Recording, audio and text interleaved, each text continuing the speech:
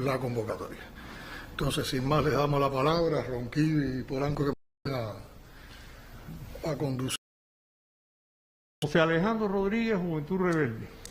Yo quiero empezar por brevemente el papel que ha tenido la prensa en la COVID, pero especialmente los jóvenes periodistas, los veteranos que ya no podemos estar en la zona roja, que tenemos una comorbilidades, como diría el doctor Durán.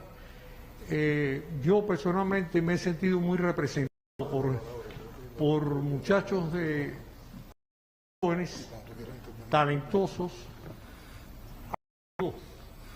Yo quiero mencionarlo porque para que la gente sepa quiénes son.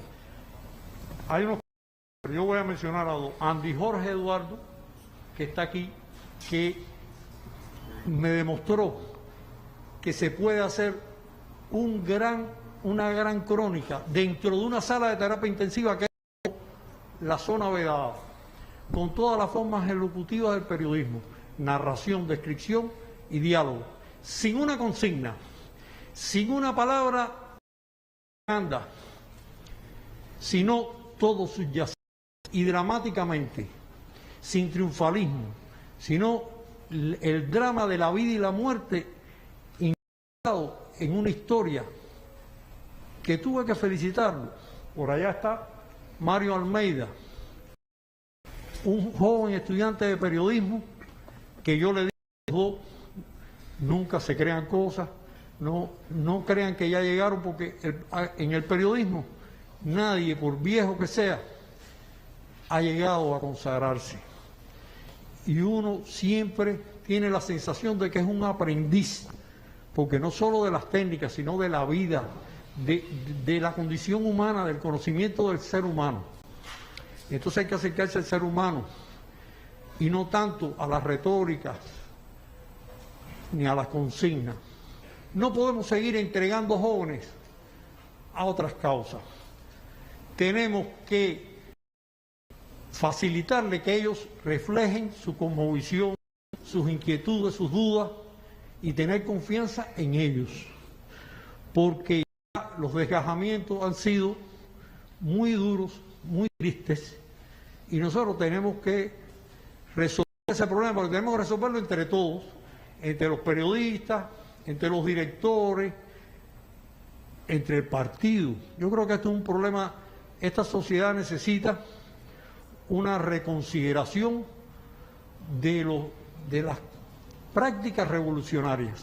Nosotros, en nuestro partido también, nuestros cuadros del partido, comprendan el papel de la transición y los cuadros de la administración y la gente y los directivos, un tránsito hacia otro modelo de periodismo. No podemos seguir abordando las cuestiones con las armas melladas de un periodismo que calcó experiencias de otras frías y nevadas latitudes y que todavía persiste confundiendo el buen periodismo con la propaganda. La consigna que se grita en la trinchera no es la belleza o la sugerencia que se puede entregar entre líneas, contando una historia o reflexionando. Yo creo que ese es uno de los problemas clave que tenemos que resolver, y es el momento para darle el vuelco al periodismo cubano. Buenos días. Yo soy de la Prensa Expresa y no solamente me enredo en final, me enredo en el principio, hago hipervínculo. Entonces escribí algunas cosas. Soy Lirian Gordillo Piña, periodista de mujer, una mujer cisgénero, blanca, alta, y vive en el Vedado. Tengo 36 años. Soy feminista, madre de 2 fieras, jevita de un agüito hace 16 años, militante del partido. Mis padres fueron, gracias a la revolución, los primeros universitarios de mi familia. Creo en el sentido político de la vida. Entre mis muchos defectos está que tengo una autopista sin freno entre el corazón, la cabeza y la boca. Por eso estoy leyendo. Digo todo esto porque trato de hablar con conciencia de mis principios, de mis privilegios y mis limitaciones. Si yo fuera una mujer trans, una mujer negra, una campesina, una lesbiana, una mujer que vive con discapacidad, que vive en las periferias de la ciudad, si yo hubiera nacido en Brasil, mis vivencias y lecturas de la revolución serían otras. Quiero agradecer muchísimo por el espacio. He visto 3 resúmenes y comparto el criterio que es necesario continuarlo en otros, en las provincias, por ejemplo, o menos cómodos, con la gente de los barrios, con las militancias y membresías de las organizaciones, con las personas que enfrentan los desafíos que queremos resolver. En este país somos excelentes haciendo diagnósticos, identificando los problemas. Donde nos embarcamos es en resolverlos. Julio García Luis, en su libro Revolución, Socialismo y Periodismo 2013, citó a Hemingway para dejarnos una enseñanza sobre la función de la crítica. Si se va a criticar, es para hacerlo mejor. Eso significa dedicar más energías y tiempos a resolver lo que está del lado de nuestra cancha, porque eso no va a cambiar. Lo que es nuestra responsabilidad, lo que sí podemos cambiar. Creo que merece la pena aprovechar este momento, no para darnos brillos en el ombligo, ni para hablar de todo lo bueno que efectivamente se está haciendo, de los cambios que estamos viviendo en diversos medios, y el profe hablaba de ellos, del trabajo que hace el gremio y de la bajando la UP. Por eso, traigo algunas ideas más generales, pero que creo que tienen un impacto muy directo en la comunicación y el periodismo. En varios espacios se ha reconocido que vivimos en una Cuba compleja y diversa. Es importante denunciar los factores e injerencias extranjeras, la apuesta histórica por el cambio de régimen, la manipulación, la aniquilación de nuestro proyecto, las noticias falsas, pero también es nuestra responsabilidad mirar con complejidad, generar balance, no reproducir estereotipos que estigmatizan, mostrar las causas y soluciones internas. Ya el profe lo decía y yo coincido con él. El periodismo no es comunicación ni propaganda política. No es información de inteligencia que se le quiere transmitir al pueblo. Es posible hacer periodismo y comunicación pública sin transparencia, sin datos públicos. Sustituir frases ambiguas como un grupo poco considerable de cierta cantidad, la mayoría, un nivel de recursos. Todo eso puede generar graves problemas políticos en un mar de opiniones, no de criterios, porque el criterio es un criterio informado, pero lo que estamos rodeados son de opiniones personales. Para abrazar esa diversidad y pluralidad que ha existido durante muchos años y que hoy sorprende a algunas personas, tienen que dejar de ser malas palabras, criticar, polemizar, disentir, no estar de acuerdo. Presidente, usted reconoció que se iban a pedir disculpas allí donde se hubiera cometido un exceso, donde existiera un error o una persona afectada en la respuesta a los sucesos del 11 de julio. Necesitamos contar también esas historias, porque nada puede dañar más a este país que una injusticia o un exceso que no se asume en voz alta, un error que no, más en circunstancias que involucran a mucha gente joven. Yo me resisto a regalar a esas muchachas en medio de esta disputa. La justicia debe prevalecer desde una mirada interseccional y humanista, vigilante a cualquier prejuicio ideológico. Coincido en que a los problemas políticos necesitamos responder con acciones políticas, culturales y sociales, no solo o no con acciones policiales. Yo tengo la convicción de que el principal tesoro de esta isla del Caribe es su gente, que hay que respetar mucho, mucho a este pueblo, que como dice una socia mía, merece la gloria y la victoria. Me sumo al llamado de más poder popular, de asesorías cada vez más plurales, más decisiones colectivas, que participemos en las soluciones a los problemas que vivimos, en la elección y ratificación de los principales cargos públicos a nivel local, que se vea el trabajo legislativo permanente. Que las ideas se conozcan, se enfrenten, que los diversos proyectos sociales y actividades puedan desarrollarse, que las organizaciones políticas y demás se organicen, luzcan y hablen, se expresen como su membresía, que la educación y la comunicación popular lleguen al espacio político, pero sobre todo, que podamos estar a la altura de las posibilidades que nos dimos con la Constitución. a partir de lo ocurrido el 11 de julio, tuvimos un intenso intercambio con todos los trabajadores de la Agencia Cubana de Noticias. Bueno, ECDADIS de la Agencia Cubana de Noticias. Desde periodistas y comunicadores hasta los custodios y choferes. En algunos fueron encuentros bilaterales, en otros encuentros por departamento, siempre en pequeños grupos para que pudieran expresarse, cada uno diera su opinión y pudiéramos intercambiar sobre lo que había ocurrido. Algunos incluso vieron pasar la manifestación de sus casas, nos hicieron anécdotas de las cosas que vieron y lo que opinaban de esos hechos.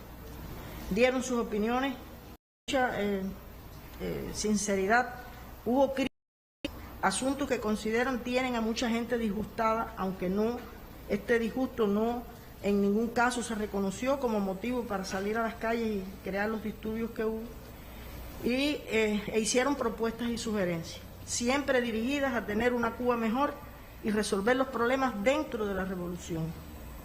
Se habló de la necesidad de un mayor contacto directo con la gente, para conocer sus dificultades y saber cómo piensan, qué quieren y qué no.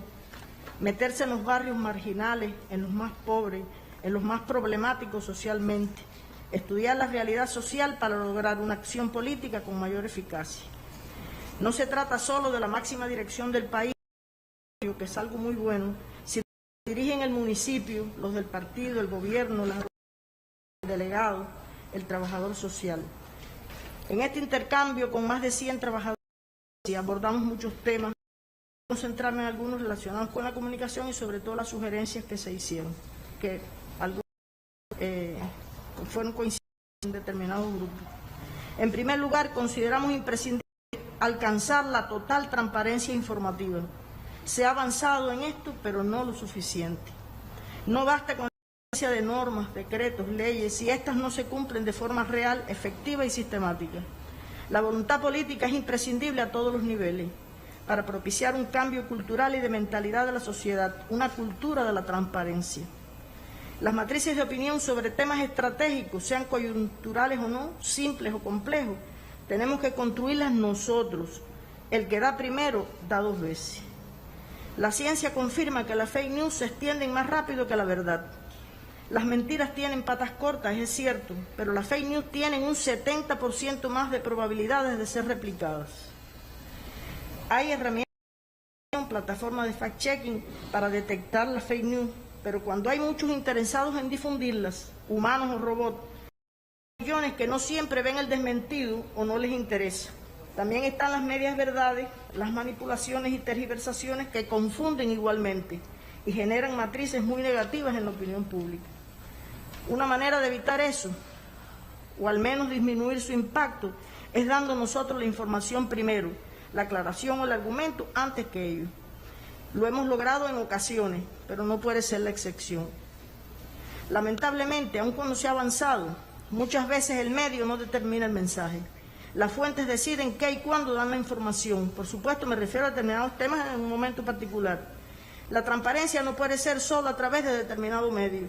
A la mesa redonda, por ejemplo, van los ministros, pero el resto de la estructura del organismo luego no responde cuando solicitamos información o utilizan el método Lampard para cambiar todo para que todo siga igual. No nos niegan la información, nos dan tranquilizantes. No hay problema, luego los llamamos, vamos a dar la información, pero ahora no. O te dicen que eso lo van a decir unos días después. En fin, cada vez que esto ocurre, protestamos, llamamos, apelamos al departamento ideológico que siempre nos apoya, abre camino, pero volvemos a la misma historia del no hay problema. A veces el pedido se resuelve con una conferencia o un recorrido y luego todos los medios salimos con la misma información, algo que tanto nos han criticado las audiencias y que no siempre se justifica. Sugerimos que se sistematice el diálogo individual y grupal, inclusivo, que aporte a la construcción del consenso social.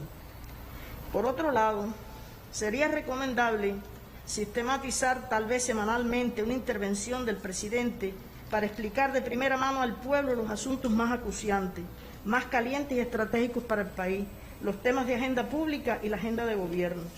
Dar argumentos y dudas. Puede ser una conferencia de prensa, una locución, una conversación con un experto. Esto lo desea y necesita mucha gente. Estoy segura de que lo agradecerían. El pueblo sabe que ni los dirigentes ni los medios cubanos dicen mentiras. Sugerimos también hacer una investigación que combine el análisis del discurso de las máximas autoridades del país con un estudio de recepción. El discurso oral es el género más exigente de la comunicación, porque está encaminado a convencer, a realizar una acción social y lograr una adecuada interpretación de sus objetivos. Por tanto, hay que prestarle una atención especial. También sería útil estudiar y actuar sobre la interpretación que hacen las personas de la realidad social, sobre todo en sus múltiples subjetividades, en particular la influencia de los medios y las redes. No perder de vista que entre racionalidad y emoción predomina la emoción, y que la manipulación, las medias verdades o directamente la estratégica tienen un impacto en la opinión pública.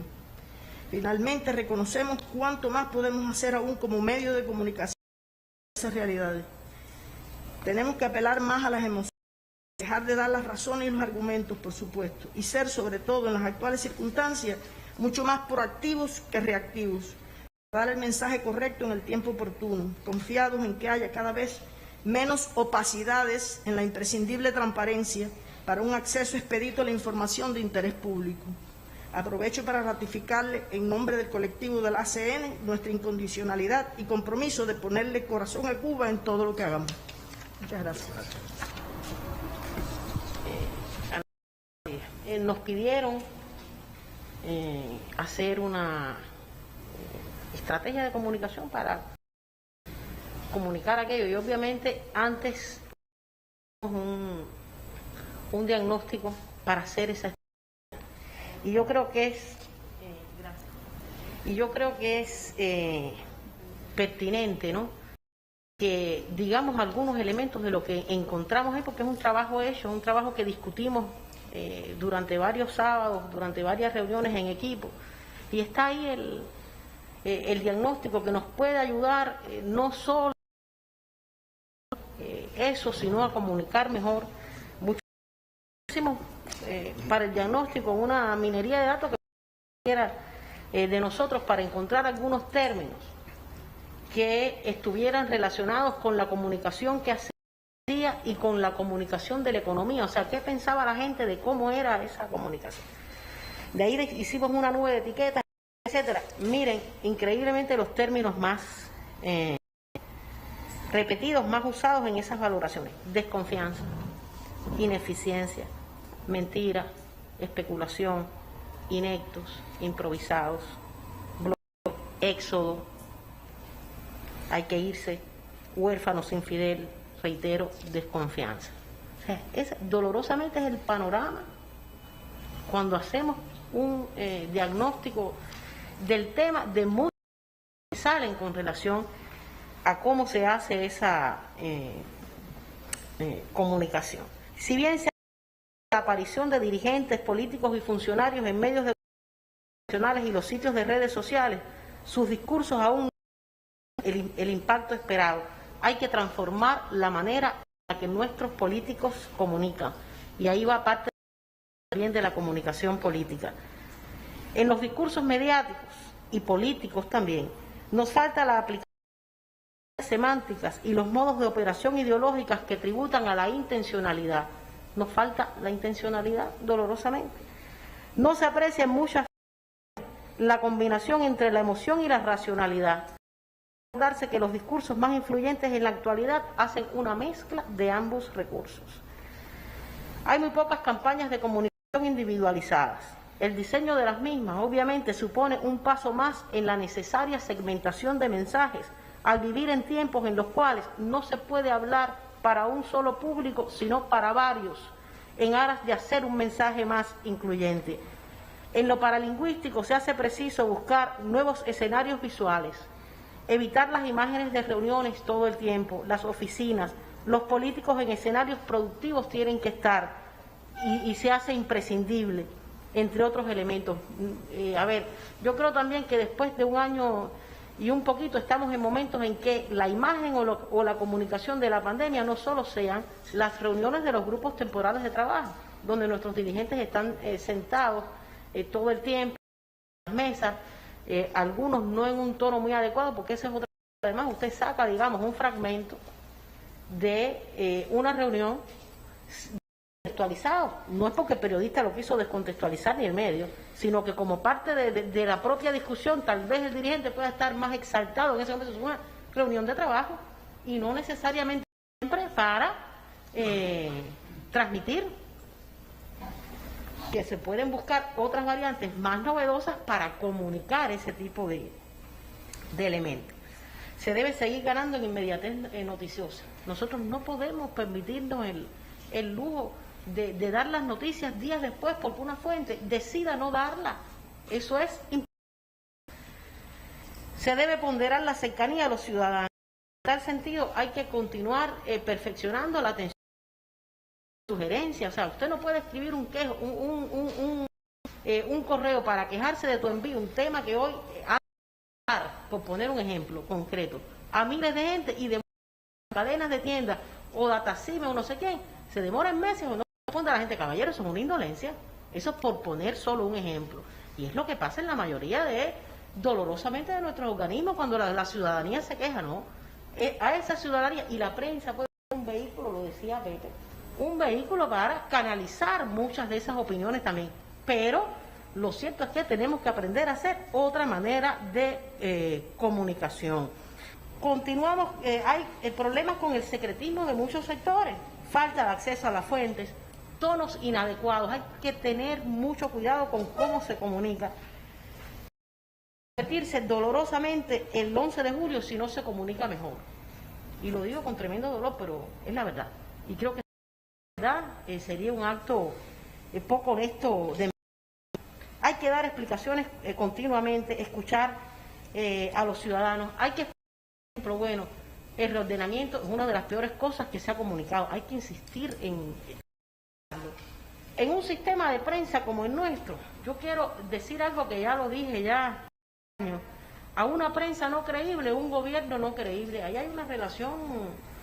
Si nuestra prensa es acusada de ser mentirosa, de no ser inmediata, bueno, eso mismo va a pasar con el gobierno y viceversa. Creo que hay que hacer una mejor comunicación de manera general a nivel gubernamental. Nuestros políticos intermedios tienen que ser líderes. Yo creo que en todo esto, obviamente, la academia juega un papel importante. Yo recuerdo a Julio García Luis, también mi decano, y Antonio Mortó, cuando nos mandaron a estudiar, cuando hacíamos estas reuniones de reclamar y decir, nos dieron, no lo hicieron por mal, nos dijeron, bueno, una manera de que respeten a los periodistas, y bueno, nos hicimos doctores, y hoy nuestros medios doctores en ciencia es un lujo, y hoy nuestros medios de comunicación, máster en comunicación es otro lujo. El Instituto de Periodismo mensualmente, aún en pandemia, continúa superando a nuestros periodistas. Bueno, ya estamos superando, ¿me entiendes? Y estamos listos, pero además se ha demostrado que la prensa cubana lo puede hacer, y sobre todo los jóvenes, y sobre todo bien en momentos en los cuales el periodismo en el mundo apuesta por la innovación, la ciencia y por las nuevas narrativas transmediáticas, visuales, en fin. Y nosotros tenemos que meternos en ese proceso. Buenos días. Ariel Terrero, Instituto de Periodismo José Martí.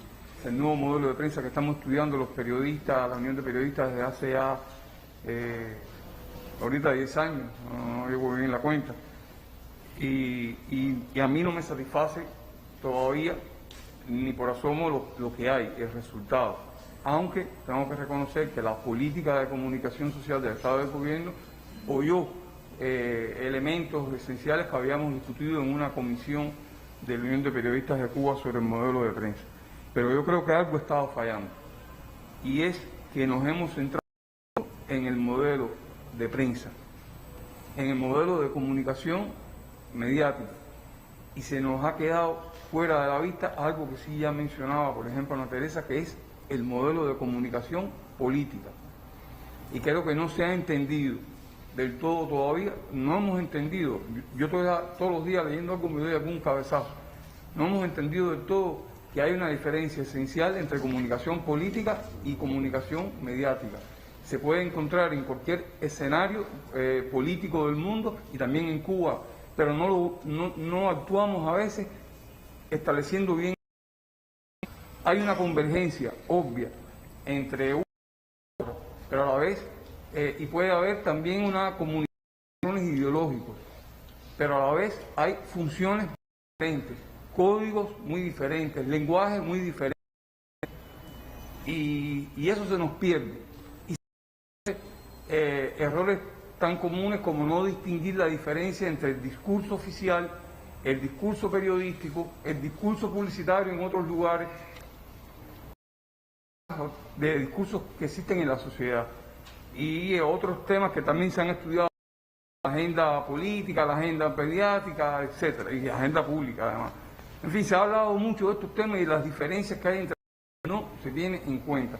Y el resultado son algunas de las cosas que ya han señalado y puedo mencionar otras. Pero ahora Ana Teresa mencionaba tres que los quiero retomar. La inmediatez noticiosa, que a veces se entiende que los periodistas lo que estamos es desesperados por dar la noticia nada más y ser los primeros y lo ven como casi un, no sé, algunos pueden que lo vean como un juego. Otro elemento que decía ella es que no podemos callar si las fuentes deciden no hablar. Otro elemento es el divorcio con la realidad en el discurso de los dirigentes. Y esos son tres resultados de la falta de percepción de las diferencias entre la comunicación política y la comunicación mediática.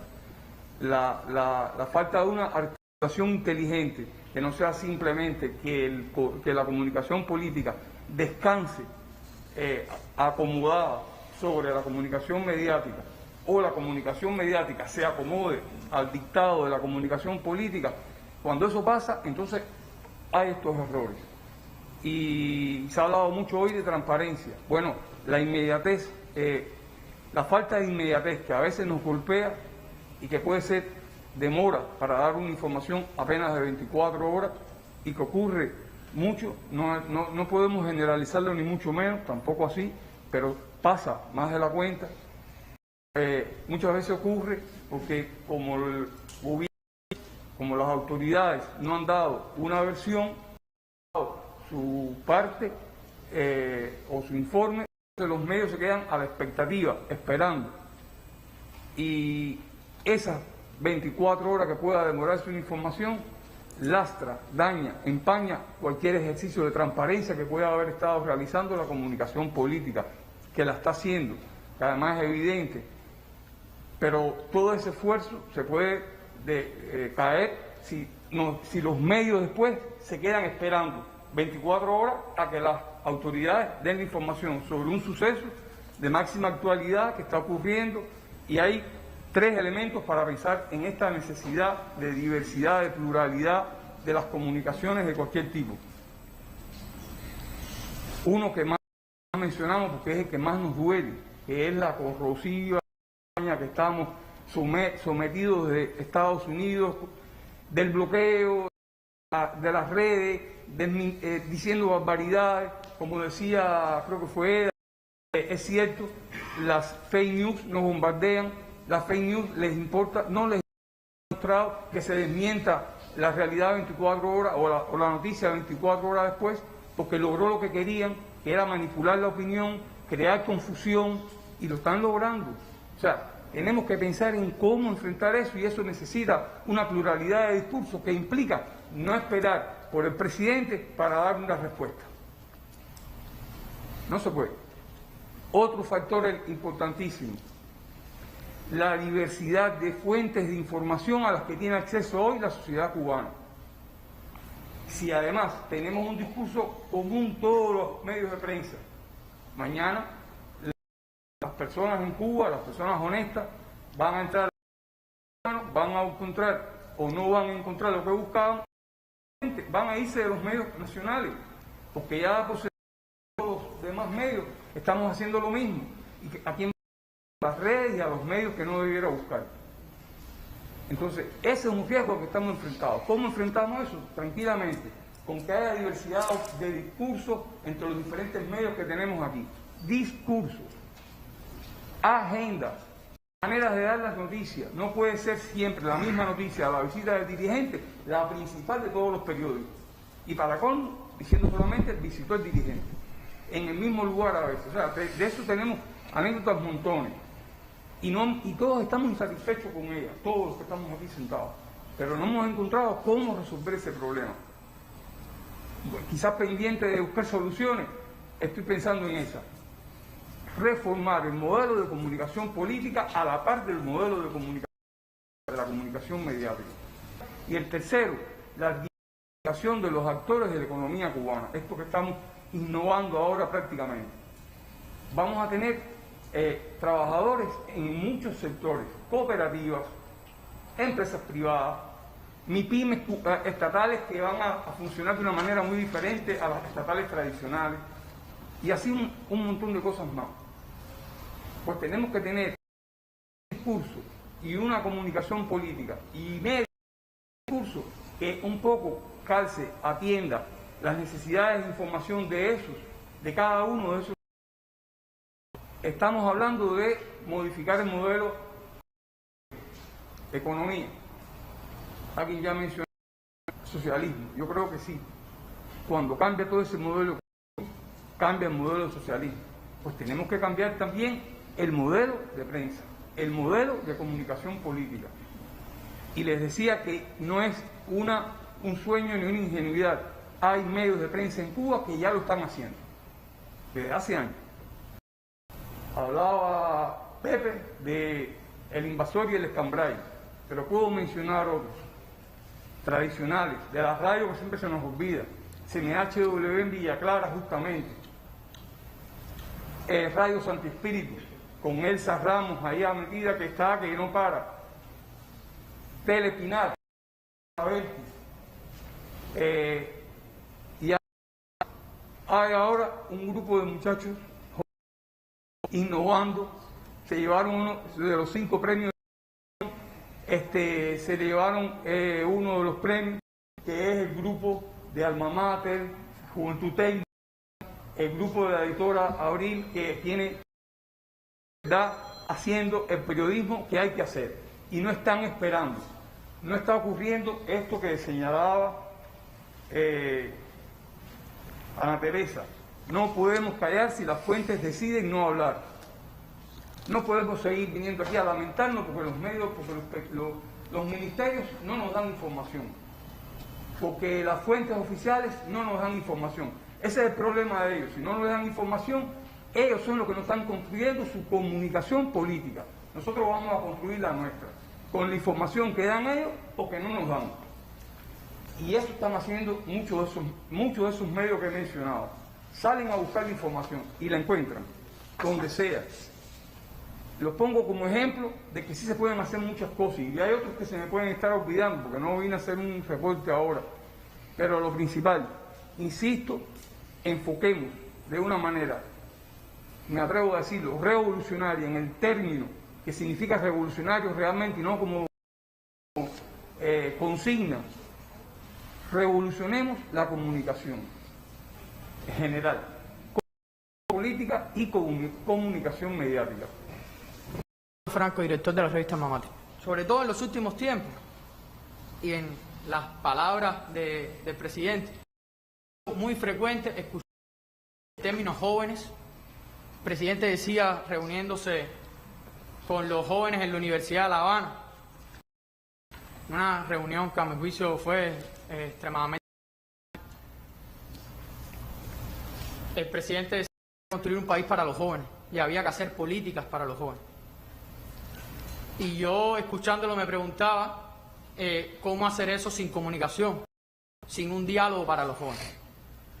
Resulta que el sistema de medios en Cuba, que no, no sé los más viejos, los que más experiencias tienen, si participaron en algún momento de la conformación, los más nuevos no, concibe un tratamiento diferenciado a la población cubana desde el punto de vista del abordaje periodístico. Sí, hay medios especializados, hay medios destinados a diferentes segmentos etarios. Resulta que en la editora Abril, en donde habitan buena parte de esos medios, Somos Jóvenes, Alma Mater, Caimán Barbudo, Juventud Técnica y Pionera. Si hoy desapareciera la editora Abril, nadie le extrañaría. más allá a lo mejor de los que estamos aquí, que por añoranza, por respeto, nos dejaría un mal sabor de boca. Porque en muchas ocasiones nos hemos estado con saber que las cosas están ahí, con garantizar la bodega, que saber que ahí hay trabajadores, saber que ahí se garantiza un salario, saber que habitan un espacio físico, y nos hemos olvidado lo más importante, que es que cumpla su encargo social. Hoy ninguna de nuestras revistas cumple su encargo social, porque no están creadas las condiciones para hacerlo. Y cuando decía que a lo mejor es muy exagerado, y muchos de los que están aquí no coincidirán conmigo, que si la editora Abril desaparecería, nadie lo extrañaría. Pienso en los jóvenes que pasan desde preescolar a sexto grado sin saber lo que es un zum zum. Los jóvenes que pasan de séptimo a noveno sin saber lo que es. Los que pasan el preuniversitario sin saber lo que es. Los que se hacen licenciados ingenieros sin haber leído las revistas Mamáter alguna vez. Y los que transitan por todo ese proceso sin haber tenido en sus manos o en sus escritorios, de sus teléfonos, de sus ordenadores, una revista, o al menos un trabajo de la revista Juventud Técnica o el Caimán Babur. Un año y medio después, puedo decir que nosotros hemos intentado, con mucha humildad, construir un medio. Por ahí, pequeños progresos que nos han permitido determinado nivel de visibilidad. Si lo que nosotros estamos contando no se parece a lo que los jóvenes están viviendo en su universidad, lo que los jóvenes están viviendo en la calle, no se parece a lo que sufren al interior de su hogar, no vamos a construir en el imaginario de los jóvenes la posibilidad de un país en el que ellos sean parte. Agradecerle al presidente este encuentro, que para nosotros es tan importante. Bueno, yo voy a seguir un poco con esta tensión dramática que ha inaugurado Armandito, pero yo creo que es muy importante entender que después del 11 de julio, lo que vivimos el 11 de julio fue una sacudida telúrica. O sea, esto, ahora lo que estamos viviendo es la disputa del día después del 11 de julio en medio de una guerra. Ayer hablando con Tristán Bauer, me decía, ¿te acuerdas que hablábamos de que el Playa Girón de estos tiempos era la... Bueno, ya tienen los tanques en la playa. Nosotros llevamos 2 horas aquí, yo no sé si en estas 2 horas se ha armado un nuevo cibergelengue que ha puesto en tensión las autoridades, que ha sacado gente para la calle o qué está pasando. O sea, lo que antes transcurría en las catacumbas virtuales, ya ahora la tenemos a flor de piel todos los días. Ayer se armó un cibergelengue, por ejemplo, SOS Chipre, en nada. O sea, con mucha que estaban jugando, y todo esto lo estamos viviendo cotidianamente. Es decir, le podemos llamar a esto como querramos, guerra de cuarta generación, guerra comunicacional, no híbrida, lo que sea, pero sin lugar a dudas, en medio de una guerra, ahora mismo era para que tuviéramos un gabinete, estamos en gabinete de guerra. O sea, nosotros hemos estado estudiando un poco estos asuntos desde hace mucho tiempo, hemos visto pasar desde el 11 de julio hasta hoy y siguen activas prácticamente todas las tácticas de guerra, de ataque cibernético, de conjunción de acciones de microsegmentación, nanosegmentación, o sea, ataques contra una persona. O sea, los ataques contra el presidente son brutales y están diseñados científicamente. Quien haya estudiado un poquito esto verá antecedentes en un proyecto como The Lincoln Project en Estados Unidos, que fue un proyecto dirigido contra una sola persona, el presidente Donald Trump, y lo hicieron también contra... O sea, ¿por qué?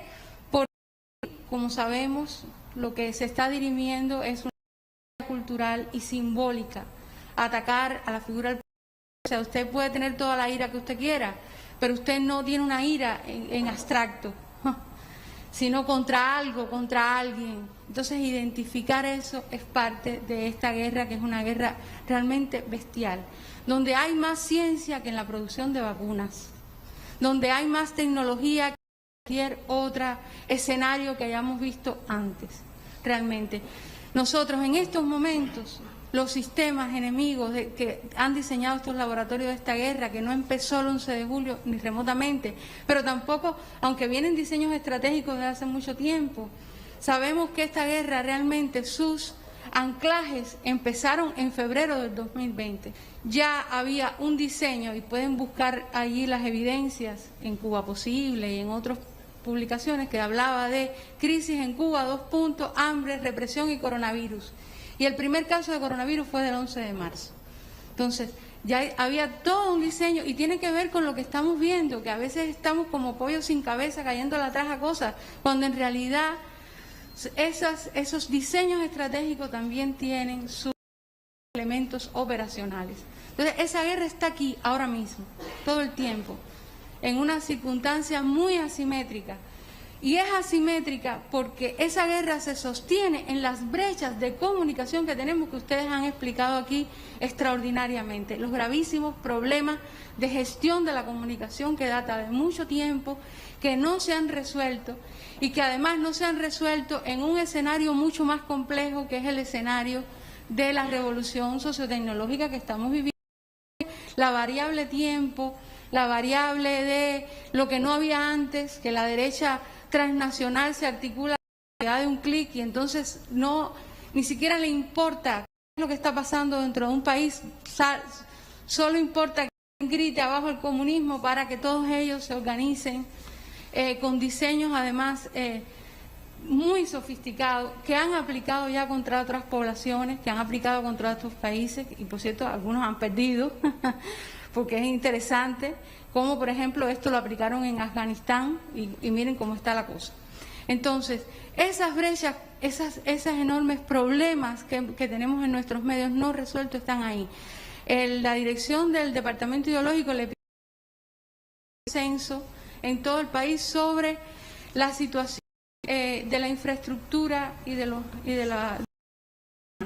Bueno, yo estuve mirando ayer que ya empezaron a entrar las encuestas. Una provincia, Santiago de Cuba. En 14 medios de Santiago de Cuba, un solo carro que sirve. O sea, tenemos 8 medios que no tienen transporte, tenemos una conectividad de 1,5 megabits por medio. Tú dirías, bueno, eso es muy bueno. No, cuando tienes 10 gente conectada, eso no, nadie camina, nadie se puede hacer una videollamada. Es decir, es verdad que es dramático hablar ahora del tema económico en esta circunstancia, pero estos son los tanques resolver esos gravísimos problemas, y la brecha la están advirtiendo por lo menos desde el 92. Quien recuerda un poco de historia sabe que la ley Torricelli del año 92 planteó ya, no directamente en la ley, pero los que estaban haciendo todo el proyecto, que por cierto financió AT&T, parte de esta ley, hablaban de una Glasnost digital.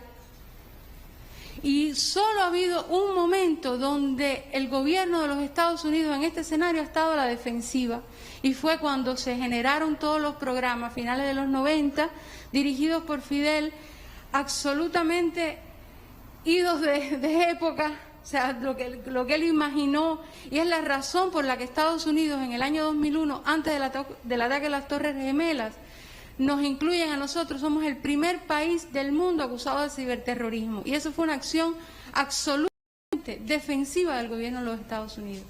Por razones históricas que se pueden explicar, todo eso se perdió, y es en la batalla en la que estamos ahora. Yo creo que nosotros necesitamos, presidente, entender que una cosa es la gestión de la comunicación tradicional, en la que nos hemos enfocado todo este tiempo, como un circuito cerrado, y pensar un poco más en generar una especie de simetría frente a los laboratorios a los que estamos enfrentando. No es casualidad que el gobierno de Donald Trump en el año 2017 creó toda esa batería de medios de que está hablando ahorita aquí Armandito, que son timbiriches digitales, que son gestionados muchas veces por una misma redacción, un grupo de ellos. Es que ellos se han enfocado en gestionar la fragmentación de nuestros públicos. Nosotros tenemos un núcleo duro de la población que tiene una relación de confianza con nuestro sistema institucional, incluyendo nuestros medios. Por más que, con todos los problemas que tenemos, las audiencias, la mayoría de las audiencias de este pueblo son nuestras. Las estamos gestionando nosotros en nuestros medios. Pero ellos han gestionado las guerrillas, las burbujas. Y ahora uno se pregunta, ¿por qué 100 y pico de medios gestionados desde la Florida, todo con el nombre de Cuba en el dominio, cuando podían haber hecho un solo medio fuerte? Bueno, porque si a usted le gusta los gatos, tiene un medio donde le habla de los gatos y le habla en contra del presidente, o le dice, o todo lo que estamos viendo, todas estas campañas difamatorias. ¿Dónde está nuestra, o sea, frente a eso? ¿Cuál es nuestro gabinete de guerra? No se puede gestionar la comunicación digital, compañeros, igualito que la analógica. Son dos mundos. Son dos mundos, además, con anclajes diferentes, en generaciones diferentes, que hay que comprender. Y yo creo que esa es una urgencia, entender que estamos en guerra, ese gabinete es para ahora, que no vamos a resolver los gravísimos problemas que tenemos de gestión en los medios, de infraestructura, todo eso, pero podemos resolver muchas cosas porque tenemos grandes fortalezas. Un amigo de estos que trabaja en la comunicación digital, muy experto, muy inteligente, que está en eso, porque además con lo que estamos bregando aquí lo ha bregado todo el mundo, incluyendo Estados Unidos, que tuvo el asalto al Capitolio el día 6 de enero, que son esos grupos de odio secuestrados en esas catacumbas digitales, en fin, todos esos problemas. Pero me dije, ustedes tienen una gran ventaja. Y le dije, ¿cuál? Porque nosotros siempre estamos con el rollo de que tienen el poder, tienen una revolución en el poder y pueden hacer las transformaciones necesarias para poder salvar a este país. Tenemos un cuerpo de gente muy revolucionaria, profesionalmente de primera, con mucho talento, con muchos científicos también, prácticamente a lo largo de todo el país, y yo creo que sí, que podemos cambiar lo que deba ser cambiado, como diría un clásico. Era eso. Bueno, yo me voy a tomar el atrevimiento de hablar ahora, porque me interesa puntualizar. Me disculpan los compañeros, va a ser muy... A mí me parece muy importante, primero lo que planteó, bueno, lo que han planteado todos. Desde que nosotros llegamos a la presidencia de la UPEC, que es una silla muy difícil, una de las cosas que nosotros nos preguntábamos, ¿qué tipo de organización necesitábamos en la Cuba de hoy? Y cuando pensábamos qué hacer, qué tenía que hacer esta organización en las circunstancias peculiares de Cuba, pensábamos en tres direcciones que a nosotros nos parecían esenciales. Una primera es respondernos qué tipo de UPEC necesitábamos en el siglo XXI.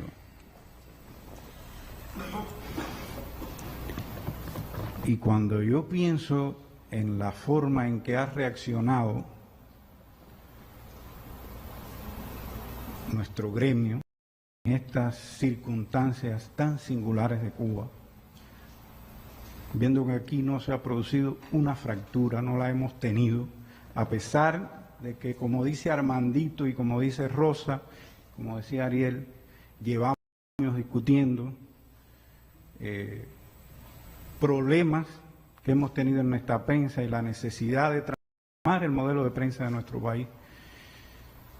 Y en medio de carencias enormes, yo recorrí el país casi completo después del Congreso del Partido, cuando Raúl hace la referencia al tema del triunfalismo, y dijimos, si esa crítica se hizo en el Congreso del Partido, nosotros tenemos que analizar ese tema en todas las delegaciones de base del país. Hicimos un recorrido por todo el país. Aquí algunos son testigos, los que vinieron de provincia. Algunas provincias, lamentablemente, a las que estuvimos, no están aquí, estaban invitadas, pero ayer camino dieron positiva Bolivia y Minosca y les pedimos que viraran para atrás para no correr riesgo. Pero Bueno, uno, ¿qué le correspondía hacer a la UPEC en una situación tan singular como la que está viviendo en nuestro país? Dos, importante, ¿qué le correspondía hacer a la UPEC para cambiar el modelo de prensa de nuestro país? ¿Qué tenemos que hacer? Llevamos hablando de eso con más fuerza desde hace 2 congresos, muy bien fundamentado, presentado los análisis en los congresos. Nos preguntábamos, ¿qué tenemos que hacer? ¿Qué proyectos tenemos que usar desde la UPEC para avanzar en la transformación del modelo de prensa? ¿Qué tenemos que hacer? ¿De qué se trata cuando nosotros hablamos de transformar el modelo de prensa pública de nuestro país? ¿Cómo lograrlo? ¿Qué tenemos que hacer? Y en tercer lugar, ¿cómo desde la UPEC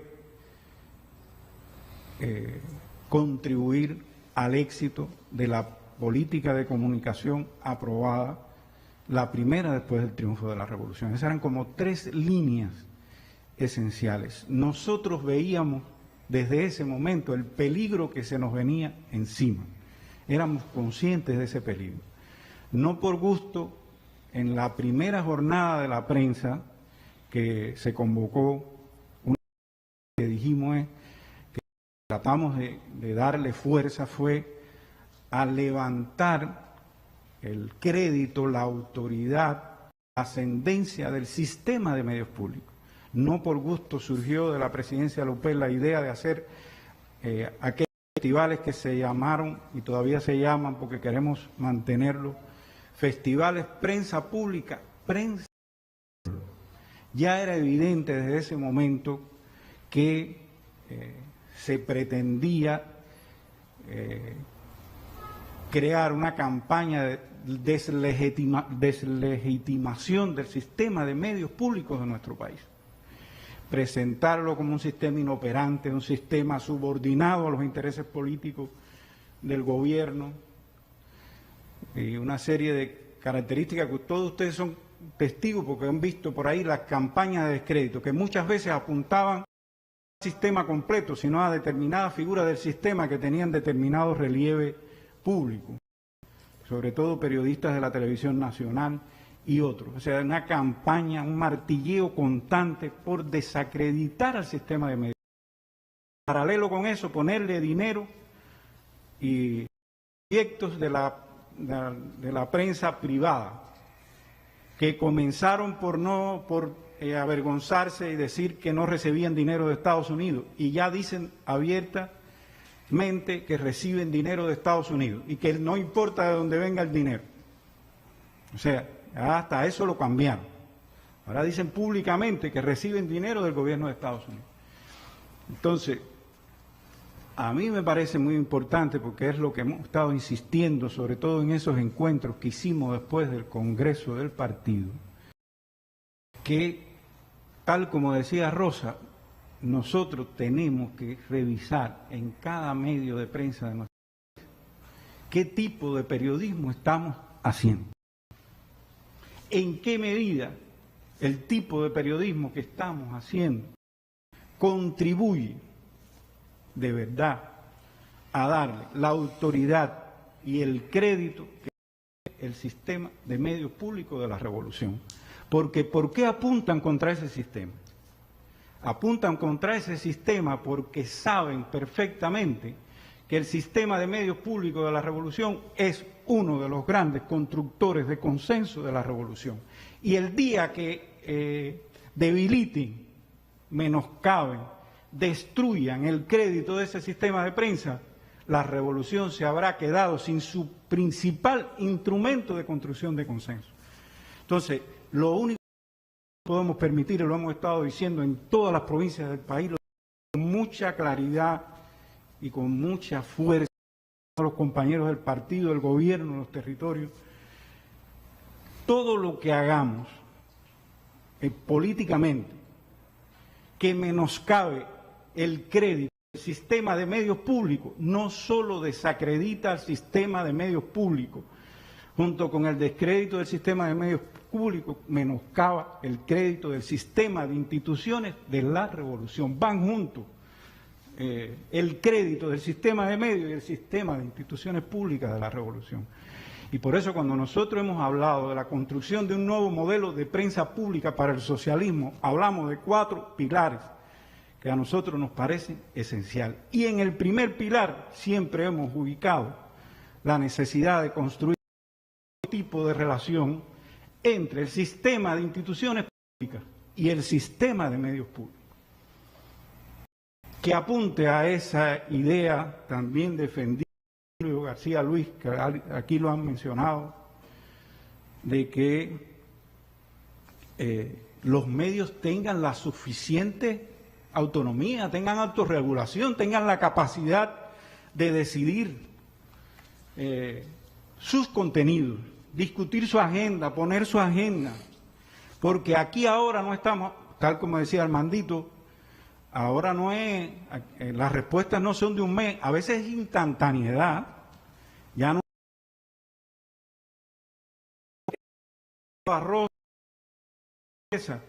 si se está tratando de con el hospital de Santa Clara, no es esperar a que, ¿cómo se llama?, alguien decida que información o no lo va a dar, no, en estas condiciones, en estas circunstancias del país, está prestándose a que produzca otra presión social en Cuba. Entonces, ahora es instantaneidad. Y eso depende mucho de la autoridad y el liderazgo, lo digo con toda honestidad, de los directivos de los medios y de los colectivos profesionales. La política editorial ahora se tiene que decidir como nunca a escala del medio.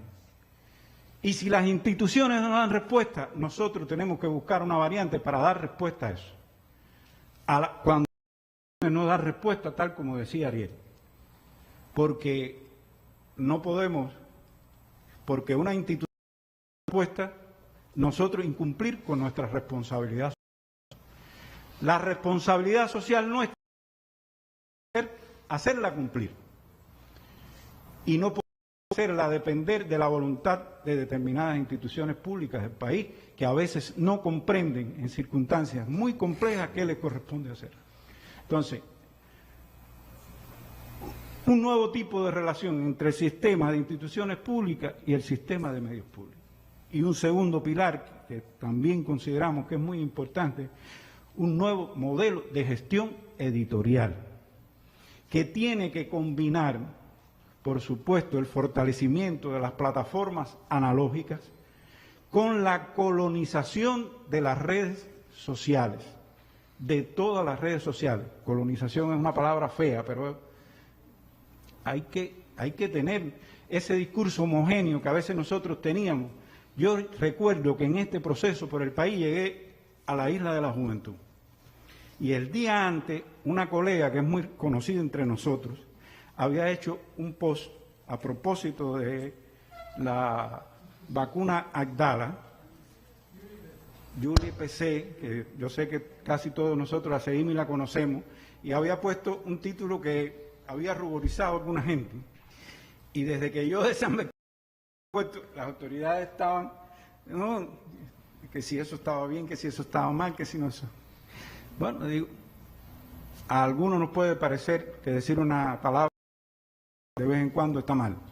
Yo por lo menos soy guajiro y me crié, como es, por mis padres, en la idea de que no se dice una mala palabra nunca. Regularmente ni las digo, honestamente. Pero comprendo que no podemos tener el mismo discurso para todo el mundo.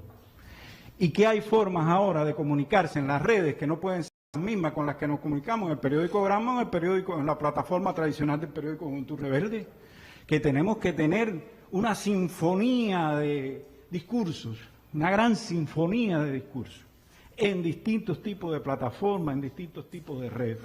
Porque si hacemos un discurso único, homogéneo, nos vamos a comunicar ¿con quién? Con los que sigan al discurso tradicional nuestro y eso, y de esa manera no nos comunicaremos nunca con los jóvenes. Estaremos aislados de los jóvenes, que son para mí, yo tengo mi hija, se graduó este año y les puedo, desde que ocurrieron los acontecimientos del 27 de noviembre, mi casa es un foro de deliberación, nada más que entro por la puerta de mi casa, eso es tremendo. Y eso les pasará a muchos de ustedes, y es muy difícil hacer jóvenes cuando nosotros tenemos un discurso que no se conectan con sus preocupaciones, con sus intereses, y yo creo que todos tenemos que pensar, lo hablábamos en una reunión de los directores con Polanco, nosotros tenemos que dar señales de cambio, evidentes de cambio en el sistema de prensa público de nuestro país.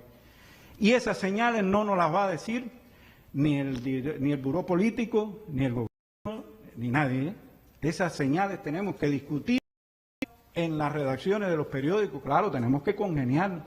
Y nadie va a hacer nada contra la revolución, porque no lo hemos hecho ni lo haríamos nunca.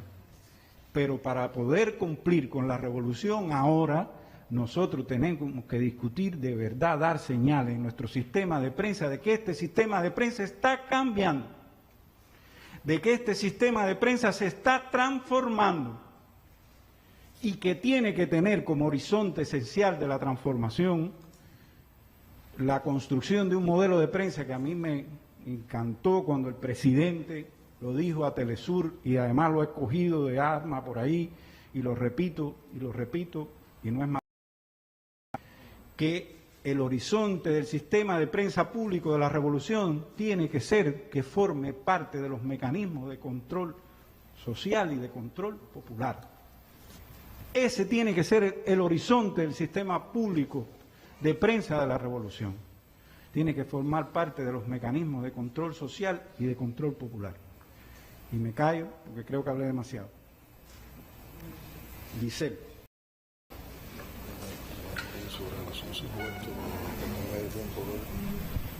Giselle Rodríguez, periodista del programa y jefa de su redacción digital. Yo quería transmitir varias ideas. La primera es estar con lo que dijo Rosa y con algo que dijo el presidente cuando se reunieron con todas las personas allá. ¿Cómo se llama este lugar? Aquí en La Habana. Porque yo soy guantanamera, aquí cerca del malecón. En la Piragua, perdón. Estamos bajo el fuego de una guerra mediática. Yo no sé si todos los medios lo sienten así, pero en el periódico Granma sí. Y no solo porque sea nuestro periódico fundado por Fidel y un periódico identificado totalmente con la revolución cubana, con su sistema político y con su sistema de gobierno, sino porque la percepción general que hay, producto del consumo de esas noticias que se generan en las redes sociales, es de incertidumbre, de insatisfacción, de desconfianza, y eso nos lleva a crecernos ante cada desafío informativo. Pero en el periódico Granma especialmente.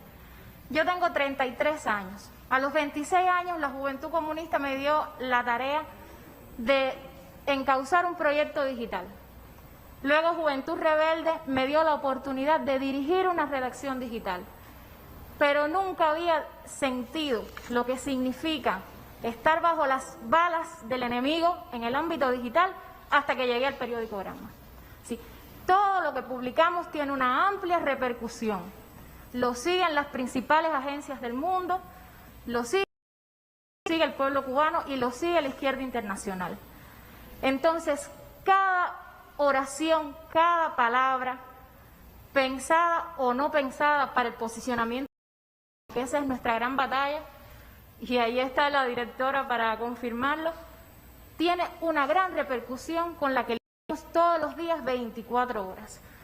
Cuando empezó la pandemia tuvimos que repensar la manera en que funcionábamos. Ya lo veníamos pensando hace tiempo, desde anteriores direcciones del periódico. Primero no contábamos con el personal calificado para emprender determinadas tareas.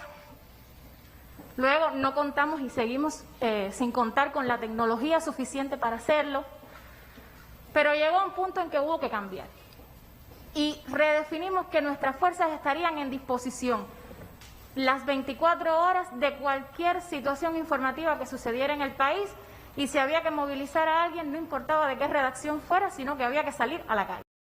Y ahora tenemos guardias para noticias de última hora, guardias para encontrar temas en Internet, estamos metidos en 10.000 chats de WhatsApp, tenemos virtuales que funcionan en diferentes plataformas, porque antes de cambiar estudiamos qué estaban haciendo los principales medios del mundo para trabajar en sus redacciones, porque no estamos en una burbuja, todo el mundo está atravesando lo mismo, nadie quiere un periódico lleno de periodistas las 24 horas con posibilidades de contagiarse, nadie quiere que sus sistemas de dirección sufran impactos por la COVID, por tanto todo el mundo ha buscado una estrategia, algunos por Telegram, otros por WhatsApp, otros buscan otras plataformas a las que tienen acceso y nosotros no, por el bloqueo, pero nosotros buscamos las nuestras. Aún así, quedan cosas por hacer. Por ejemplo, hace unos días yo le hablaba ahí en la redacción sobre la petición de que nuestras reservas de cuadro, por ejemplo, tienen que estar más afiladas del mundo. ¿Quién ha visto que a una guerra se vaya sin el que viene detrás? Y no a un nivel, sino a 2 y 3. Porque si se nos enferman los que dirigen nuestros medios de comunicación. Si me enfermo yo, ¿quién asume mi tarea, que es 7 días las 24 horas? Hay que hacerlo sostenible. A lo mejor yo puedo con esa tarea, pero ¿podrá el segundo del presidente, como hace el presidente, estar todo el tiempo en todas partes? Quizás no. Y entonces hay que preparar las fuerzas y el contenido de trabajo para que el segundo y el tercero puedan asumir nuestras funciones sin que se vea lacerada la calidad de lo que estamos haciendo. Conozco personas, por ejemplo, que no consumen ningún medio, pero siguen líderes de opinión. Y pongo el ejemplo de Lázaro Manuel Alonso. Cada post de Manuel Alonso tiene 2.000, 3.000 reacciones. Unas de no me gusta, de bravo y qué sé yo, pero y se enteran por ahí de la noticia. Presidente, por esta oportunidad de hablar a camisa quitada y decir muchas cosas en tiempos en que es más importante que nunca decir lo que uno piensa por el bien de la revolución. Yo quiero transmitir una preocupación que ya transmitimos a lo interno del ICRT, contarles que tuvimos reuniones donde hubo debates muy fuertes con el presidente y varios compañeros, y se están tomando una serie de decisiones para tener ese impacto en pantalla que tanto la gente necesita. Estamos trabajando en eso, no será con el alcance quizás que soñamos, porque la prensa está insertada en un sistema social mucho más complejo, y de eso depende también cómo nosotros trabajemos. Pero hay un sentido de la urgencia y de lo que hay que cambiar al interior del ICRT, y un diálogo honesto con los decisores. Creo que eso es muy importante y no siempre ha habido ese ambiente en mi breve vida profesional. El 11 de julio hay un elemento que yo creo que tenemos que lamentar. Hay dos elementos fundamentales que yo creo que tenemos que lamentar. Uno, que la prensa cubana no cubrió lo que sucedió en la calle. Hicimos autopsia. Y entonces hay que coger esas imágenes nefastas de los celulares, hay que coger lo que contaron otros. Cuando en algunos momentos las orientaciones, eso lo decíamos en la reunión, y me paro aquí también para hablar en nombre de mis colegas, que la orientación fue defender el edificio y no salir a la calle. Eso no nos puede volver a pasar, que enfrente del ICRT tengamos un grupo de gente, nuestras cámaras no salieron y el cuento lo hacen ellos y la narrativa la ponen ellos. Eso no nos puede pasar, porque el cuento tiene que ser de nosotros también, ¿no? No es que aquel no sea, nosotros tenemos que contarlo, sin tener que estar reaccionando o defendiéndonos. Eso por un lado, y por el otro, algo que yo estoy muy feliz de las cosas que he escuchado aquí, escuchar a Lirian, a Ana Teresa, a Rosa y a Julio García Luis en cada uno de ellos, que es mi decano también. Hay una Cuba no contada en los medios de comunicación, eso se ha dicho aquí una y otra vez de diferentes formas. Hay una Cuba postergada, preterida, al margen de los beneficios de la revolución, que está en los barrios. El presidente, yo creo que lo describió muy bien, en la mesa redonda del miércoles posterior al 11 de julio, y ahí hay que ir a contarlo, pero no hay que ir a contarlo desde la corrección política extrema que a veces imprimen todos los medios de comunicación. El discurso del políticamente correcto ya no comunica. Hay que hablar como habla la gente, hay que hablar de las preocupaciones de la gente y hay que hablar en los lenguajes de la gente. Y sí, hay una gran cantidad de jóvenes que se de decir que no ven el noticiero, que no leen Granma, que no siguen en las redes. Y ya no tenemos la hegemonía de ir a fajarse por esa audiencia, porque ahí es el enemigo, porque así tiene puestas las estrategias y el dinero. Y eso, con eso no hay tiempo que perder. Yo creo que hay fortalezas y referentes positivos.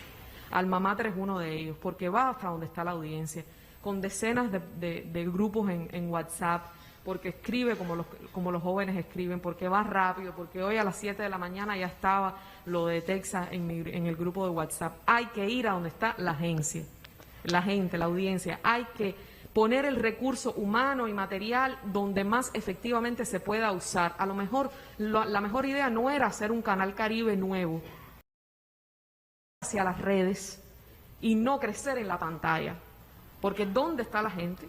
Está en la pantalla sentada a las 8 de la noche. Hay que pensarse eso, y ahí es donde hay que crecer. Y los referentes a Pasor, Katia Siberia, Saily Sosa, Yuli de Quito, hay gente haciendo las cosas.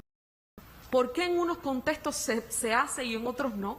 Yo creo que eso hay que estudiarlo. ¿Por qué Invasor está pudiendo hacer un trabajo tan espectacularmente bueno desde la prensa provincial? ¿Por qué? Que ya no es provincial, olvidémonos de eso. Está en Facebook, está en Internet. Ya el discurso de Ciego de Ávila es el discurso mío en La Habana, es el discurso del cubano en Madrid. No importa, eso ya eso trascendió.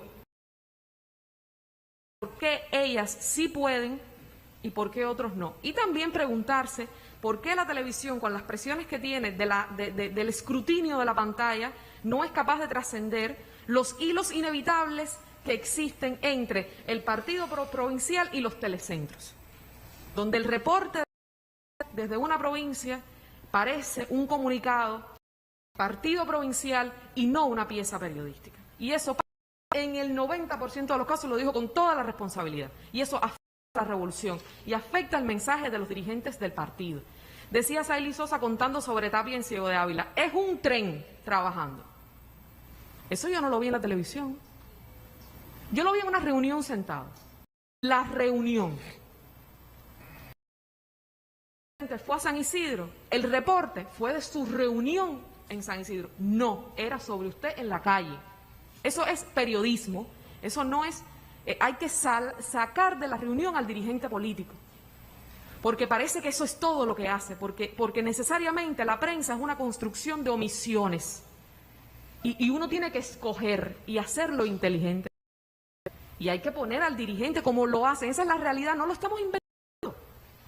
Entonces hay que sacarlo de la corrección política, de la reunión, de la rigidez en su interacción con la gente, que no es mentira. Pero eso tiene que partir del hecho de que la decisión del reportaje sobre San Isidro tiene que tener una decisión periodística. ¿Cómo va a ser? ¿Cuál es la noticia aquí? ¿La reunión con los factores que usted está teniendo tantas otras con sectores? ¿O es la interacción con el pueblo? La imagen fresca, linda, optimista, que ofrece esperanza de ver al presidente interactuando con las personas en una zona preterida, en un pueblo, en un barrio empobrecido. Yo soy de Luyanó, a mí nada de eso me es ajeno. Yo nací en Luyanó, nada de esta historia me es ajena. Pero reconozco y repito, porque aquí se han dicho palabras muy importantes, como lo que dijo Lirian al principio, reconozco mi privilegio de hija de universitarios. Eso es un privilegio. Hay gente que salió el 11 de julio que no tiene esos privilegios. Parte también de este pueblo. Y a ellos hay que hablarles. Y ellos tienen que identificarse con el discurso de los medios de comunicación. Toda de una obsesión ni chauvinismo profesional. Todo fallo del sistema de medios, y qué bueno escuchar a Ronquillo. Es un fallo del sistema de comunicación de la revolución, del gobierno. y a mí me obsesiona, ¿no? Y yo sé que comparto esa obsesión con otros. A mí, y en esto estoy pidiendo ayuda, persiste una mentalidad de plaza sitiada. Y entonces, como decía Ronquillo, pero vamos a traducirlo, yo como prensa cargo con las insatisfacciones de la gente cuando no fue mi rol explicar lo que tenía que explicar el MinSIN, el MININ. Ese no es mi pincha. La mía es otra. Entonces todos los que no lo hacen, la culpa es mía, al final. Entonces voy a poner un ejemplo, porque no quiero malgastar el tiempo de nadie. Con el tema del 11 de julio está pendiente el tema de qué ha sucedido con los detenidos y por qué. Pero también está pendiente en las historias de heroicidad de los policías, del que vio al compañero morir, del que se escondió detrás de una columna y la orientación fue no saques el arma, de que el policía es pueblo. Esos testimonios que existen, la historia de Tania, la coronel, las historias de heroicidad de los policías, porque entonces lo que han hecho es robarnos la narrativa de la violencia policial, que no es que no haya podido existir en un momento u otro. El tema es que también hay un policía heroico que está dando la batalla de una manera que no se paga con su salario. Esas historias no están en ningún lugar. ¿Y eso es decisión de quién? Del Ministerio del Interior. No es mía, como sistema informativo, o de Lázaro Manuel Alonso, que es ahora mismo el director interino, porque nuestro director está positivo a la COVID. Eso es decisión de otros. Y entonces se reproduce el esquema de que cualquiera manda sobre la prensa. Entonces yo oigo aquí a los colegas, los ministerios no nos hablan, nosotros tenemos el problema al revés. Nos hablan demasiado y quieren que digamos lo que ellos quieren, en los formatos que ellos quieren, en el horario y en las extensiones que ellos quieren. Y es muy difícil construir un mensaje periodístico, formatos adecuados, cuando no son periodistas. Cuando digo periodistas, digo personas que saben de comunicación, no que hayan estudiado periodismo, sino personas que sepan, están decidiendo cómo se cuentan las cosas.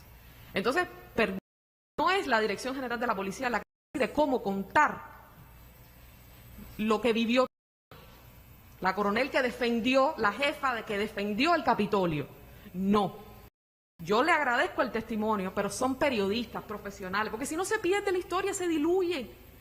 Y entonces, a mí lo que me duele de todo esto es el inmenso poder que tenemos, porque sí hay redes y sí hay colonización, pero el noticiero de las 8 de la noche se ve, marca tendencia en este país. Eso es un superpoder, eso es petróleo echado por la alcantarilla en este momento. Eso es Julio César Lacruz, pero sin medalla de oro. Entonces, eso es una cosa, a mí me obsesiona, a mí eso me preocupa mucho, porque veo lo lento y lo a veces construir una narrativa diferente desde ese noticiero.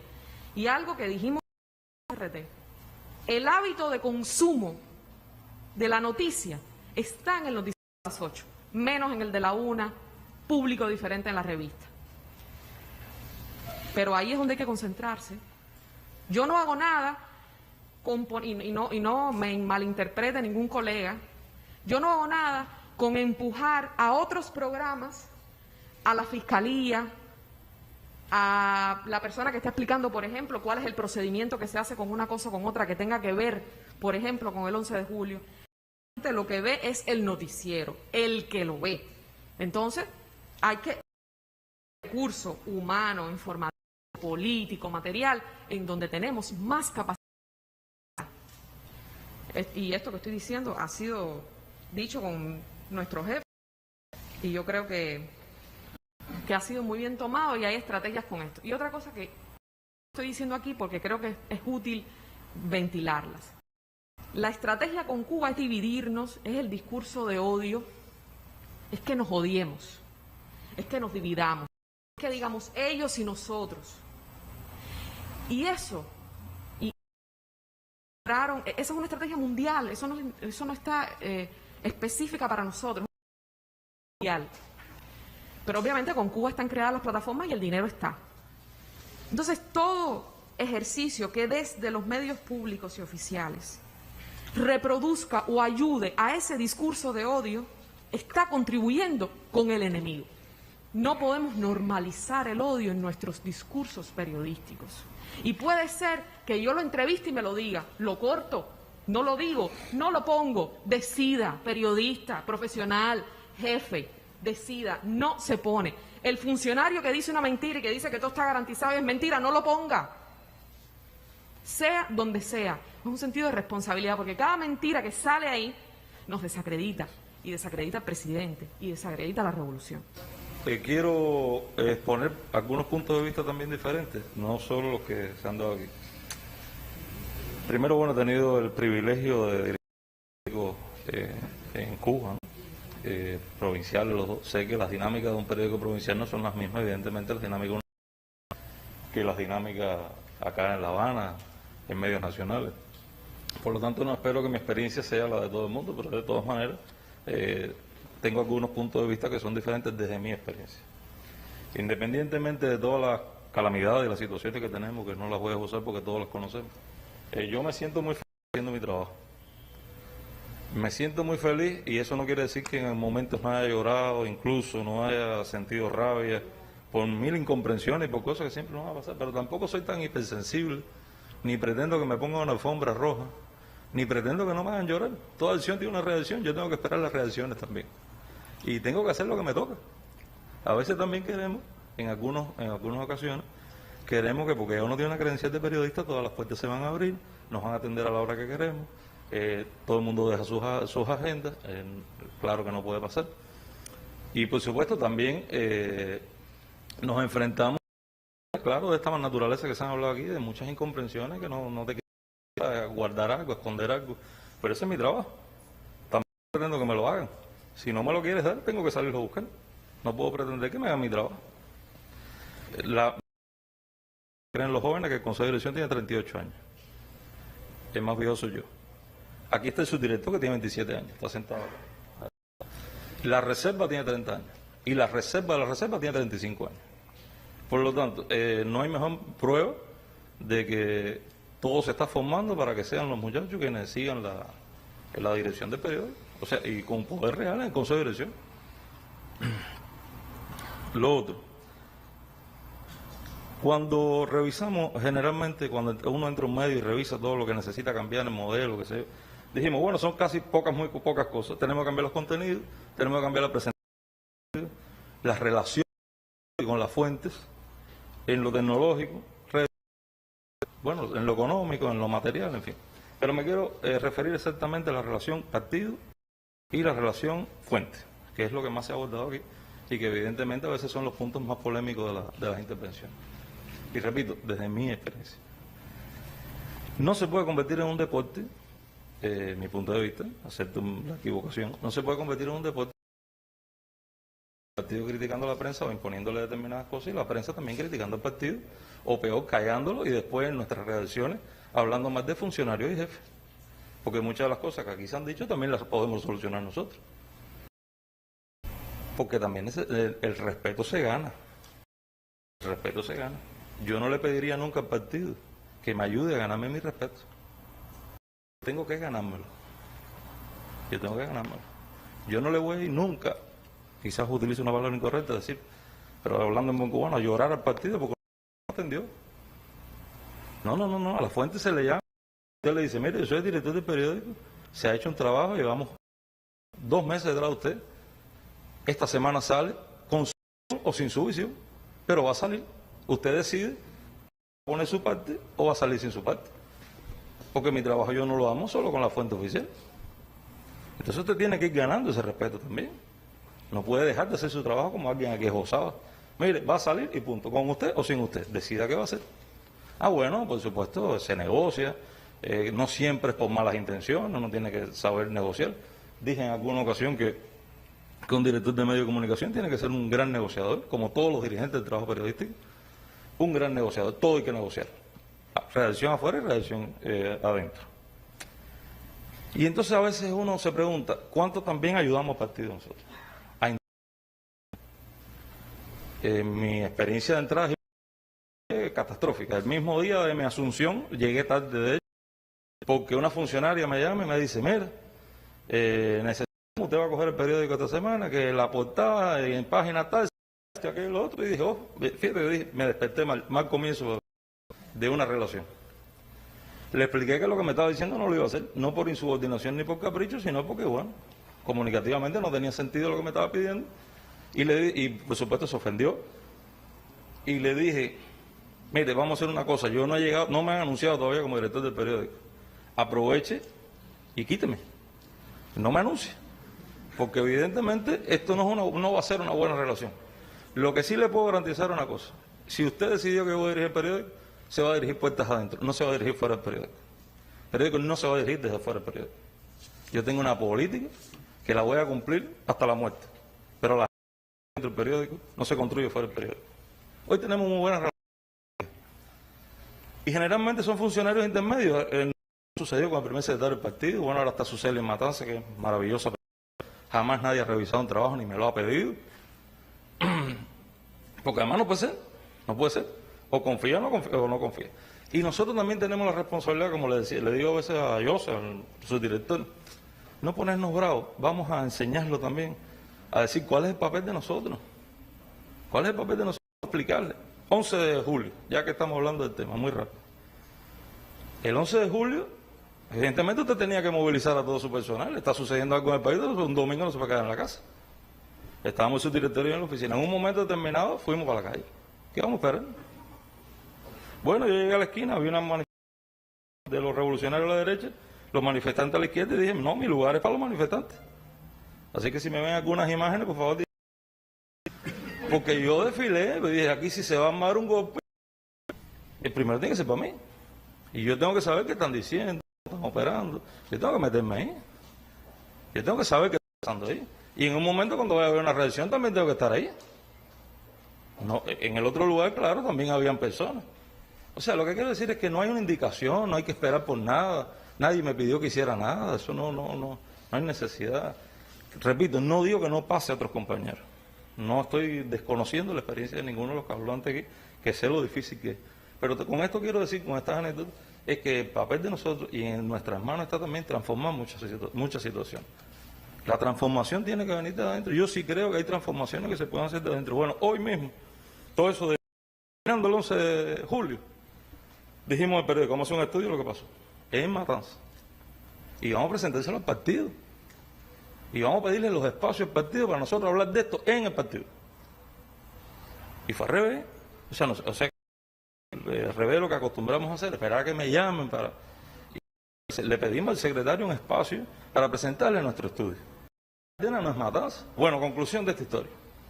Ahora mismo se está dando un curso del partido para crear las salas de situaciones, se están dentro del periódico. Y no es el partido, utilicen el periódico. Con la gente de nosotros. Y dennos la palabra para explicarle también cómo nosotros...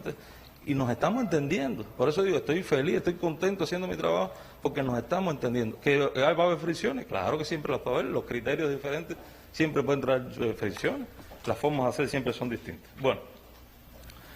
Hay una confusión que nosotros siempre tenemos que trabajar sobre ella. A veces, en algunos funcionarios, ellos un poco que se desdibujan lo que es el periodismo, la comunicación institucional y el activismo político. Entonces eso se empieza a confundir.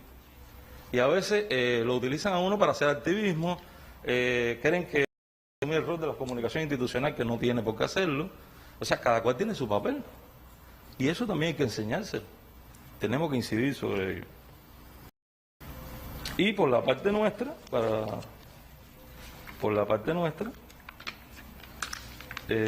bueno, las redacciones, yendo a lo que decía Ariel, las redacciones por experiencia no se transforman, las redacciones se construyen.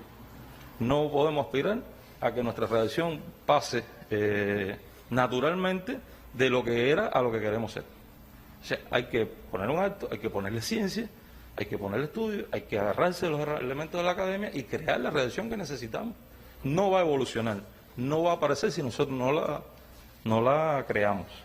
Bueno, yo ante todo le quiero agradecer la sinceridad y sin ningún tipo de falso cumplimiento.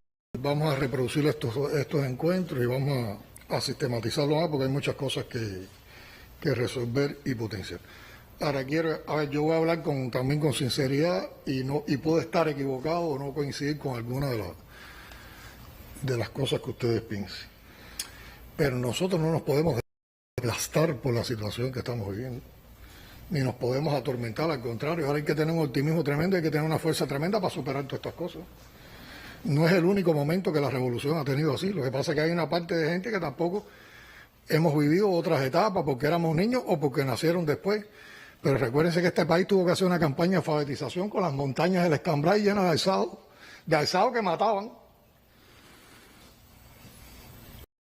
Desmembró y aquí nadie se acobardó ni empezó a dudar de que aquí hubo una crisis de octubre y tuvimos la amenaza nuclear o de un conflicto entre potencias en una situación sumamente compleja. Y lo que prevaleció fue el optimismo, que había que echar para adelante y que había que guapear. Porque yo creo que también en las matrices que nos están tratando de sembrar, que funcionan como en las redes sociales, manipulando las emociones, nos están llevando a una posición de creer que todo lo que se ha hecho es malo, que nada sirve y que hoy todo es oscuro. Y es verdad que hemos cometido errores, han existido trabas, han existido burocracia, han existido problemas que defender y muchas cosas que se han hecho, y si hemos llegado a este momento es porque tenemos esa fortaleza. Yo hice un llamado al pueblo aquel día porque me parecía que era lo correcto y de lo que no me arrepiento ni me arrepentiré, y había que defender contra manifestaciones para nada pacífica, y eso es un cuento que han metido también, y lamentablemente no tenemos todas las imágenes de lo que pasó en los momentos iniciales. Si hubieran sido pacíficos, ellos han tenido que acudir a las imágenes nuestras y manipularlas para ponerlas como ellos. ¿Dónde está la pacificidad que ellos están defendiendo? No nos dejemos engañar tampoco. Cuando yo fui a San Antonio, lo que había en San Antonio no era pacífico. Y cuando venía, que me empiezo a comunicar, lo que había en el resto del país no era pacífico. Hacer replegarnos y dejar que rompieran las vidrieras, que hicieran todo lo que quisieran, porque eso es lo que nos quieren, atar de las manos, que nos sintamos culpables para ellos hacer lo que querían. Y el montaje estaba, si se llamaba al pueblo, decían de inmediato que era un llamado a la guerra civil. ¿Lo hicieron o no lo hicieron? ¿Y realmente aquí hubo un llamado a la guerra civil? Si llamábamos a orden interior, el montaje era de que empezaba desaparecido. ¿La aplicaron o no la aplicaron? Fíjense, todavía aquí hay algunos de ustedes que tienen duda con eso.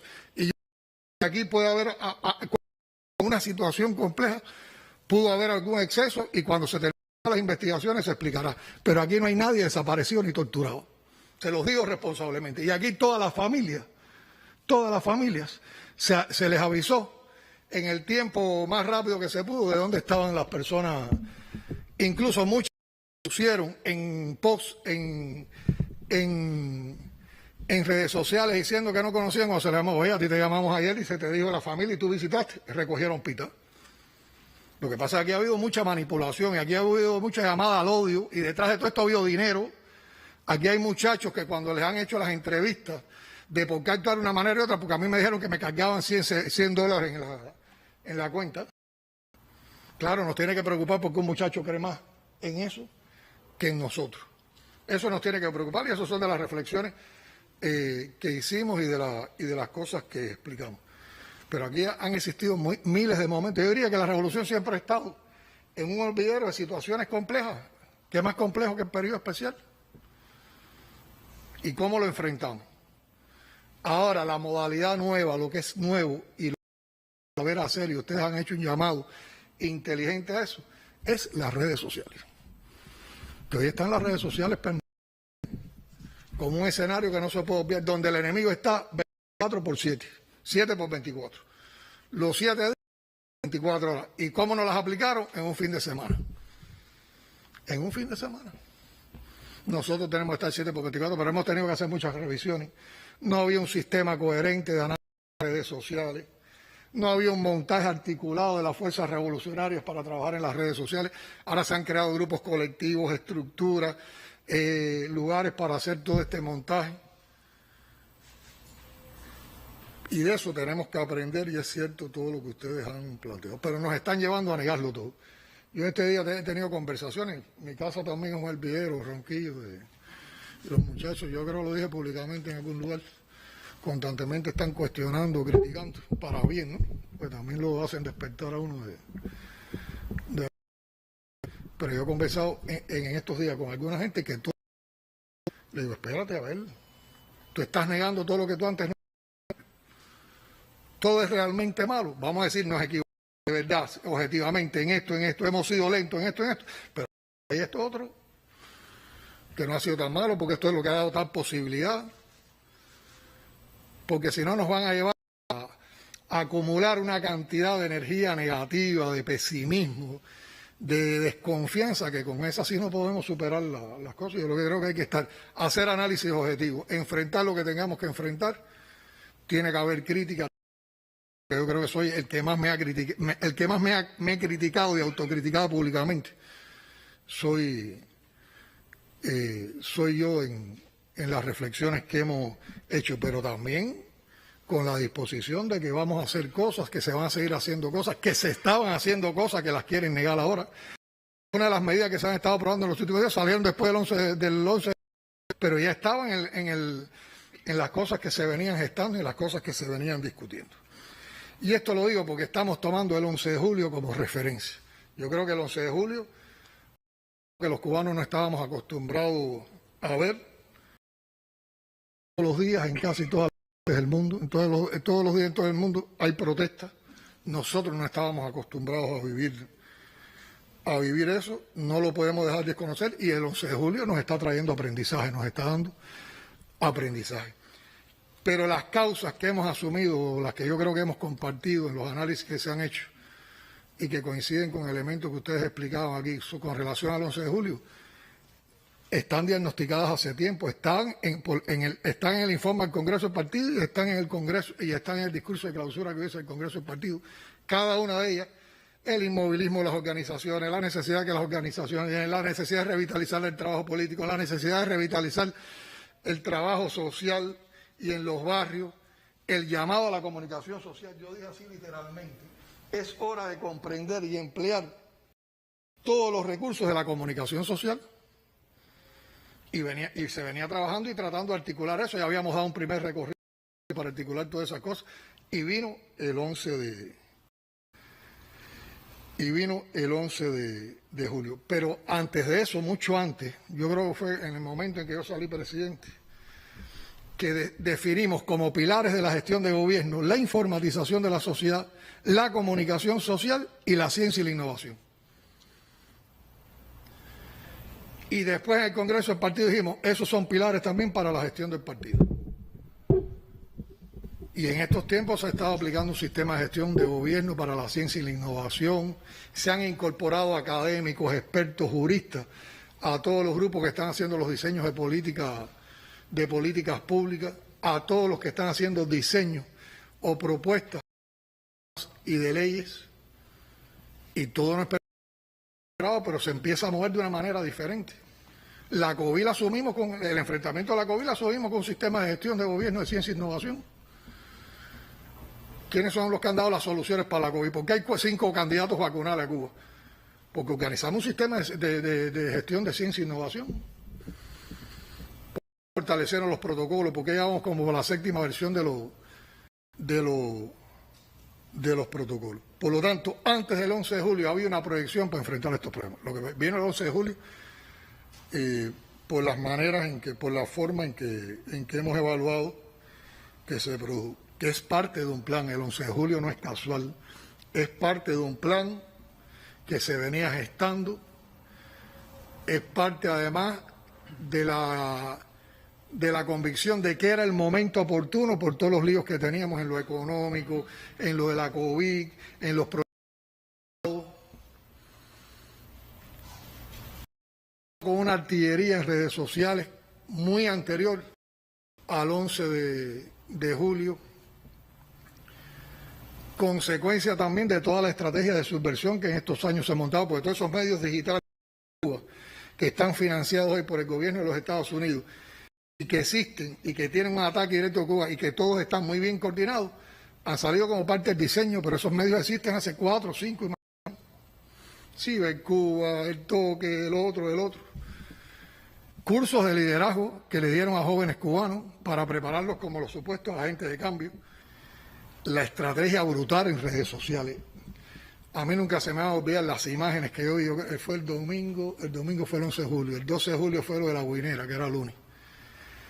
El martes o el miércoles de esa semana había unas imágenes de unas protestas frente a de cubanos que viven en el exterior, que eran niños vestidos de uniforme, cubanos, de pioneros, sangre con madre. Esa escena en Cuba no es... Eso en Cuba ha pasado.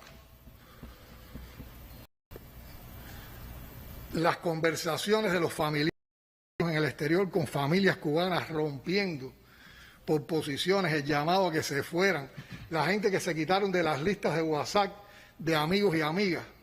Fue brutal. La siembra del odio lo sembraron ellos, no nosotros. Y lo siguen multiplicando y sigue estando en esas redes sociales. Y de ese 11 de julio hay que sacar varios aprendizajes. Yo creo que los estamos sacando y hay que continuar con los análisis. Que la situación es compleja. Es una situación compleja. Y vuelvo a repetir aquí ideas que he compartido en otro escenario y pido disculpas si alguno de ustedes ya ha estado en los mismos lugares donde he explicado con similar manera estas cosas. El bloqueo y las 243 medidas de Trump es una realidad. Y voy a detenerme en lo siguiente. En el primer semestre de julio del 2019 el país no tenía la situación que tiene hoy. Por ejemplo, en los desabastecimientos. En aquel momento que todavía había tiendas en CUC, en las tiendas, en los mercados, había otro nivel de abastecimiento. Pero en aquellos momentos, con bloqueo y todo, teníamos remesas, teníamos turismo, esas causas para provocar disturbios, como los del 11 de julio. Pero vinieron las 243 medidas de Trump, y entre ellas la de la lista de países terroristas. Cuando nos aplicaron la de la lista de países terroristas, se acabaron todas nuestras posibilidades de transacciones financieras con la mayor parte de los bancos mundiales, porque todos los bancos tienen dependencia de sucursales norteamericanos, tienen intereses con Estados Unidos. Por lo tanto, ya no era ni remesa, ni ingresos por el turismo, ni créditos, y para colmo una medida que sabíamos que era impopular, pero que tenía la siguiente lógica: recojo la divisa de los que menos tienen divisa, recoge esa divisa para ponerla en función de todos los que no tienen, la lógica era: lo que recaudo en divisa, con eso compro los productos para poner en moneda nacional, porque las tiendas cambiaron a moneda nacional. En ese momento no pudimos, nos acumulamos esas cantidades de dinero que si las tuviéramos disponibles también tuviéramos otra situación de abastecimiento, sencillamente porque ya, por el bloqueo Cuba no puede operar con dólares. Y tú puedes tener aquí este edificio lleno de dólares y no haces nada con ellos. Tú para operar con dólares tienes que tener dólares en una cuenta en un banco internacional. Y desde ahí operar. Y con la lista de países terroristas se acabaron todas esas posibilidades. Hoy nadie nos permite que nosotros, como se dice, le exportemos divisas para poner en cuenta nuestra. Y en medio de eso, amigos nuestros, países amigos que también han sido agredidos, que también le han puesto sanciones severas, no pudieron cumplir con nosotros un grupo de compromiso, entre ellos de abastecimiento de combustible. Y con ese poco dinero hemos tenido que salir a comprar combustible que no nos podía llegar por la situación económica. Tiene esa complejidad. Ahora está la COVID. Miren, la COVID afectó solo con el tema de los enfermos y las vidas, que es bastante. Con la COVID se nos desmontaron, porque ahora todo el mundo dice, no, en Cuba no hay mecanismos de participación. Tenemos que perfeccionar el diálogo, el debate, y tenemos que perfeccionar los mecanismos de participación. Sí hay mecanismos de participación, lo que pasa es que con la COVID se detuvo todo. Llevamos año y medio sin asamblea del delegado, llevamos año y medio sin asambleas de afiliados de los trabajadores, llevamos año y medio sin curso escolar. La influencia de los jóvenes era el curso escolar. Esos jóvenes que estamos viendo redes sociales y están en la calle. Perdimos un grupo de espacios, las mismas visitas del Consejo de Ministros. Nosotros las visitas del Consejo de Ministros de provincia sí íbamos a los barrios, nos metíamos ahí abajo y se solucionaban cosas. Ahora se va a ir ahora una visita al Consejo de Ministros de una provincia que está puesta en alma y vida al tema de la COVID. Eso es irresponsable. ¿A qué hemos ido a las provincias ahora? A discutir el tema de la COVID, a discutir la producción de alimentos.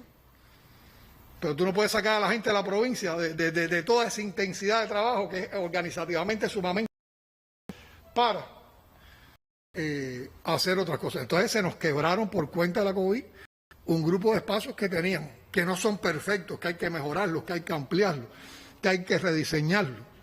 Pero el bloqueo sí ha torturado al pueblo de Cuba. Sí lo ha torturado, ha sido una maquinaria de tortura. Como las redes sociales es un mecanismo de dominación colonial, es un instrumento de colonización, que lo que pretende es que la gente niegue su identidad.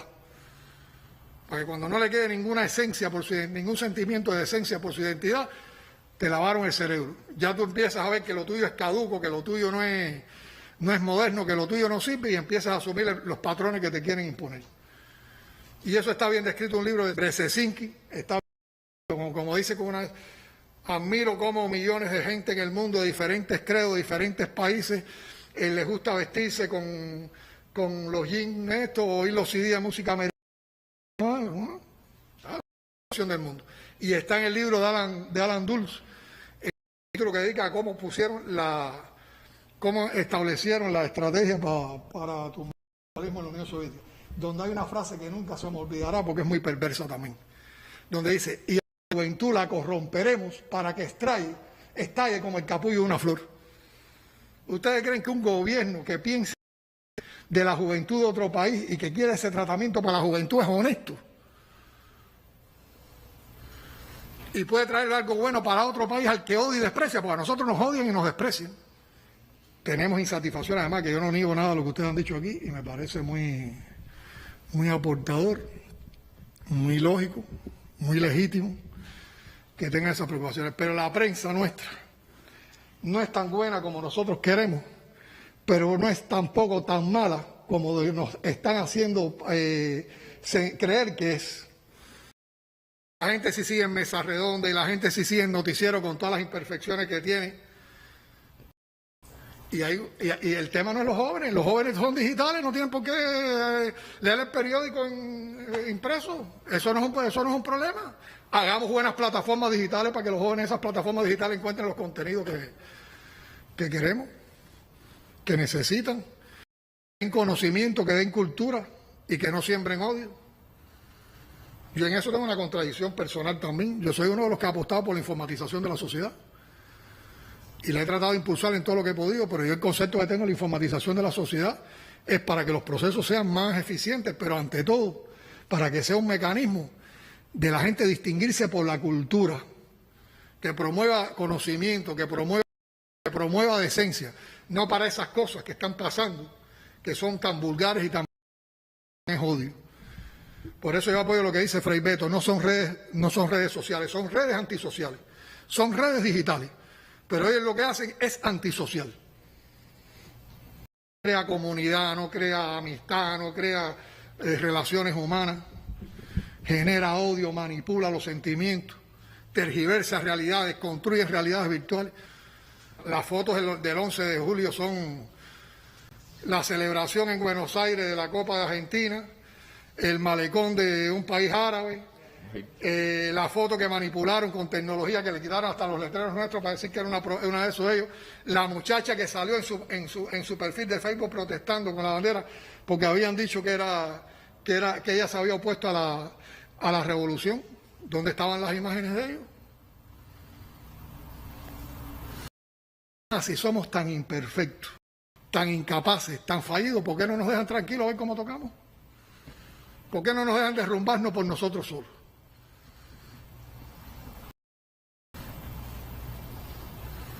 Hay que detenerse en eso, porque si no nosotros mismos nos empezamos a negar dialécticamente, nos negamos antidialécticamente. Enfrentar miles de cosas que resolver, miles de cosas de superar, pero hay una obra. Hay una obra que sí dio igualdad, que se ha quebrado unas decisiones que además eran casi de las que se podían hacer, mejoraremos eso y las políticas sociales estarán orientadas a los vulnerables para mejorar un grupo de cosas. Hay que rescatar el trabajo social, hay que rescatar el trabajo en los barrios, porque ya todos los ministerios están metidos en los barrios. Todos los ministerios están metidos en 62 barrios o 67 barrios de la capital que tienen las situaciones más complejas, haciendo cosas. Y ahora tenemos que lograr que eso se haga en provincia con todas las instituciones estatales y públicas.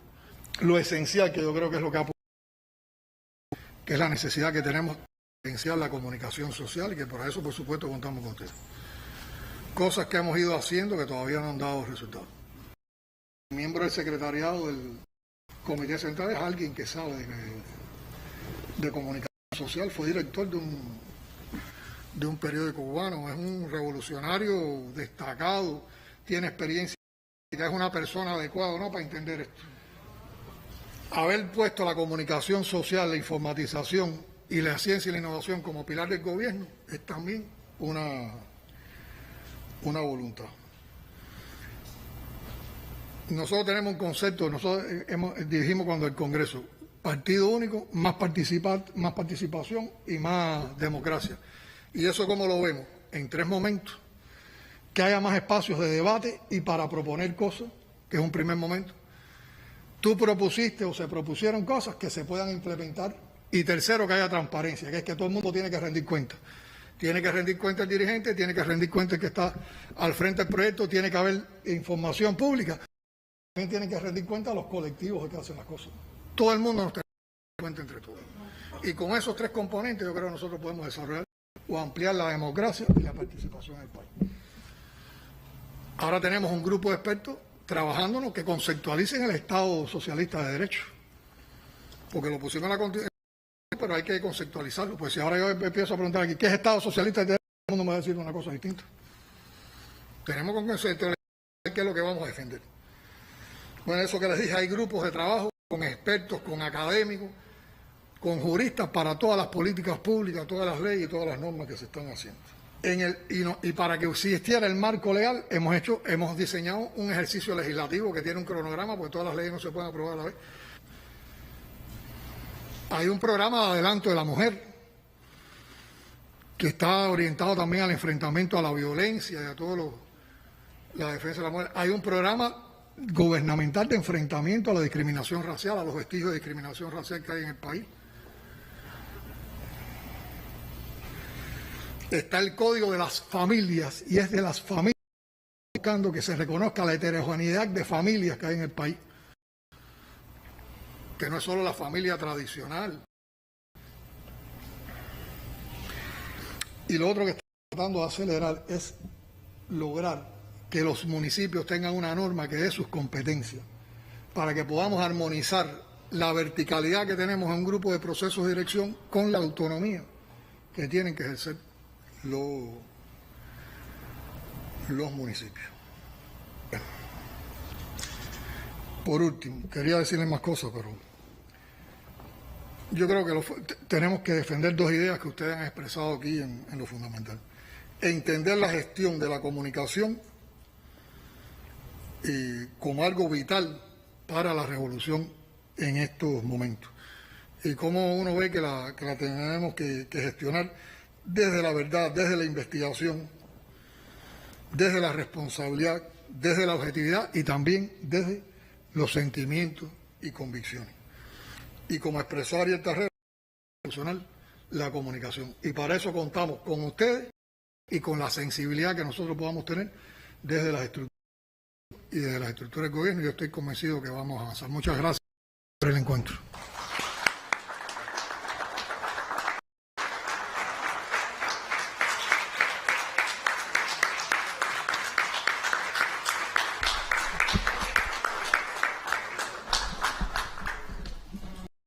Vamos a aprovechar este encuentro, esta oportunidad de dialogar con el presidente para hacer algo que es una deuda, ¿no? Ustedes saben que anunciamos el premio José Martí de este año. Estábamos esperando una oportunidad para hacer entrega de ese premio y decidimos en el grupo de trabajo de la presidencia de la UPEC en este momento a Juanita para que ¿Quién en el gremio no reconoce por ese cóctel de excelencia que ha dado su aportación creadora a los sueños, su laboriosidad de hormiguita, saberes compartidos, erudición, entrega al oficio martiano y fidelista del periodismo y con modestia a la espirituana Rosa Miriam Elizalde Zorrilla?